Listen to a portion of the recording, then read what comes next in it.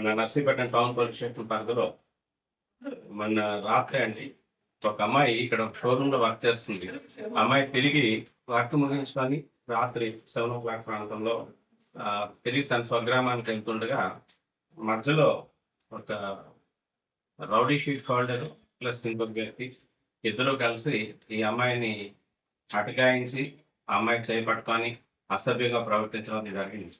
అయితే ఇమీడియట్ గా అమ్మాయి ఏం చేసిందంటే భయపడిపోయి వెనక్కి పరిగెట్టుకుంటూ వచ్చి షోరూమ్ లో ఉన్న కొలీగ్స్ చెప్పింది అనమాట. ఇలాగా నేను వెళ్తుంటే నన్ను అటకాయించి నా చేయి పట్టుకొని రావడానికి ప్రయత్నం చేశారు అని చెప్పి ఇమీడియట్ గా ఉన్న కొలీగ్స్ ఏంటంటే ఎవరు అని చెప్పేసి అక్కడికి వెళ్ళి చూసేసరికి ఈ రౌడీ షీటర్ ప్లస్ ఇంకో వ్యక్తి వీళ్ళు కూడా అరే మీకు ఎంత ధైర్యం రా మమ్మల్ని అడగడానికి వస్తారా అని చెప్పేసి వాళ్ళని కొట్టడం జరిగిందంట. అందులో రౌడీ షీటర్ ఎవరైతే కుప్పరాల హరి, తండ్రి ముసలయ్య, వయసు 30 సంవత్సరాలు, లారీ డ్రైవర్, పెదబొడ్డేపల్లి ఈయన ప్లస్ ఈయనతో పాటు పొన్నపు కుమార్ ఎలియాస్ యేసు 42 years, పెదబొడ్డేపల్లి, నర్సీపట్నం. ఈ కుప్పరాల హరి గురించి ఇమీడియట్ గా మన టౌన్ ఇన్స్పెక్టర్ గారు, సబ్ ఇన్స్పెక్టర్ గారు వీళ్ళంతా కూడా వెళ్ళి ఈ రిపోర్ట్ రాగానే ఎఫ్ఐఆర్ ఇష్యూ చేసి ఈయన అదుపులోకి తీసుకోవడం జరిగింది. ఇద్దరిని కూడా ఈ హరి మీద వెరిఫై చేస్తే 7 కేసులు ఉన్నాయండి ఈయన మీద పెండింగ్ ఉన్నాయి. మన నర్సీపట్నం టౌన్ పోలీస్ స్టేషన్ లో ఈయన మీద రౌడీ షీట్ కూడా ఉంది. లాస్ట్ సాటర్డే కూడా మనం కౌన్సిలింగ్ పిలిస్తే ఈయనేమో లారీ వర్క్ చేస్తున్నాను దగ్గర జమ్మల్ మనకు దగ్గర ఉన్నాను అని చెప్పేసి ఆ రోజు కౌన్సిలింగ్ కూడా ఈయన చాలా. తర్వాత రెండో వ్యక్తి కొన్నపు కుమార్ ఎలియాస్ యేసు, ఈయన కూడా రౌడీజం అది చేయడం అది జరుగుతుంది. ఈయన మీద కూడా ఆల్రెడీ 3 కేసులు ఉన్నాయి. ఈ రోజు రిజిస్టర్ చేసిన కేసుతో 4 కేసులు అవుతున్నాయి.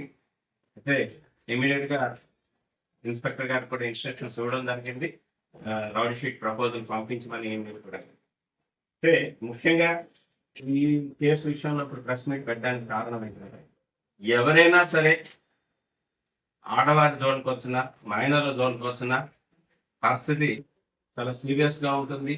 పోలీస్ యాక్షన్ అన్నది చాలా సీరియస్ గా ఉంటుంది అని అందరికీ ఒక హెచ్చరిక పంపించడానికి గాను ఈరోజు ఈ ప్రెస్ మీట్ ఏర్పాటు చేయడం జరిగింది. ఎవరైనా సరే, నాట్ ఓన్లీ రౌడీ షీటర్స్, ఎవరైనా సరే మహిళలపై అఘాత్యాలు చేసిన, మైనర్లపై ఎటువంటి అకృత్యాలు చేసిన ఇమీడియట్ గా మేము దాని మీద యాక్షన్ ఇనిషియేట్ చేయడం, వాళ్ళ మీద చట్టపరంగా ఏమేమైతే చర్యలు తీసుకోగలమో చర్యలన్నీ కూడా తీసుకోవడం జరుగుతుంది. ఆల్రెడీ మీ అందరికీ కూడా లాస్ట్ ప్రెస్ మీట్ లో కూడా చెప్పడం జరిగింది. ఒక డీసీ షీట్ హోల్డర్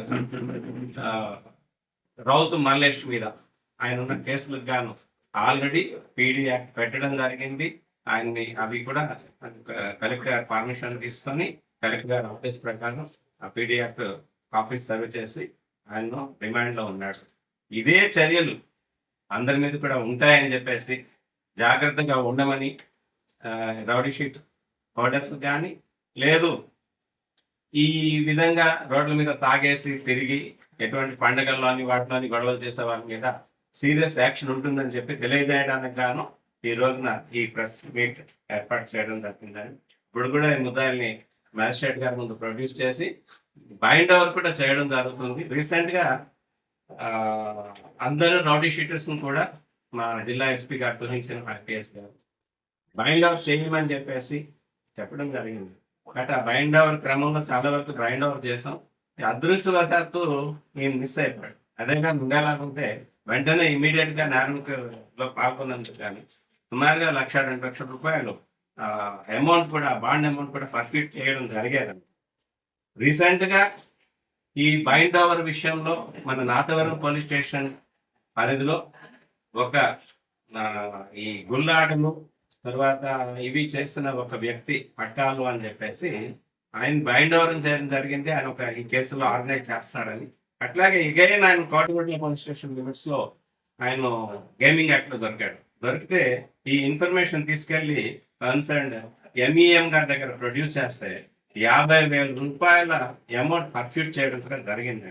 ఇదే అన్ని కేసుల్లో కూడా ఇదే విధంగా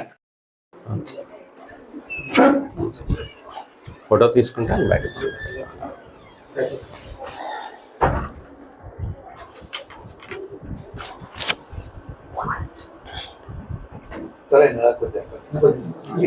ఇది నా దగ్గర వస్తుంది.